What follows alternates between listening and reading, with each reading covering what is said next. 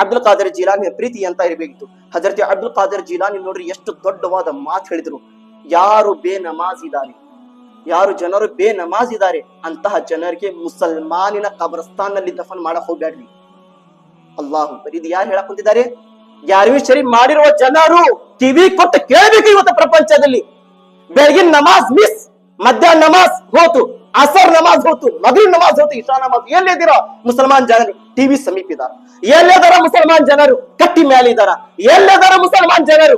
ಗುಂಪು ಮಾಡ್ಕೊಂಡು ಮಾತಾಡಕ್ ಕುಂತಿದಾರ. ಎಲ್ಲದಾರ ಮುಸಲ್ಮಾನ್ ಜನರು? ಡಿಜೆಯಲ್ಲಿ ಕುಣಿಯಾಕ್ ಕುಂತಿದಾರ. ಎಲ್ಲದಾರ ಮುಸಲ್ಮಾನ್ ಜನರು? ಶರಾಯಿ ಅಡ್ಡಿ ಒಳಗೆ ಕುಂತಿದಾರ. ಎಲ್ಲದಾರ ಮುಸಲ್ಮಾನ್ ಜನರು? ಎಷ್ಟು ಹರಾಮ ದಂಧೆ ಮಾಡಕ್ ಕುಂತಿದಾರ. ಎಲ್ಲಿ ಅದರ ಮುಸಲ್ಮಾನ್ ಜನರು? ಶೇಖ್ ಅಬ್ದುಲ್ ಖಾದರ್ ಜೀಲಾನಿ ಹೆಸರು ತಗೊಂಡು ನಮಾಜ್ ಬಿಡಕ್ ಕುಂತಿದಾರ. ಪ್ರೀತಿಯ ಸಹೋದರರೇ, ಇವತ್ತು ಹೆಸರು ತಗೊಳ್ಳೋದು ಬಹಳ ಈಸಿ ಇದೆ. ಇವತ್ತು ಬಹಳಷ್ಟು ಜನರು ಮುಸಲ್ಮಾನ್ ಜನರ ಮೇಲೆ ಟಾರ್ಗೆಟ್ ಮಾಡೋದು ಕಾರಣ ಏಕೆ?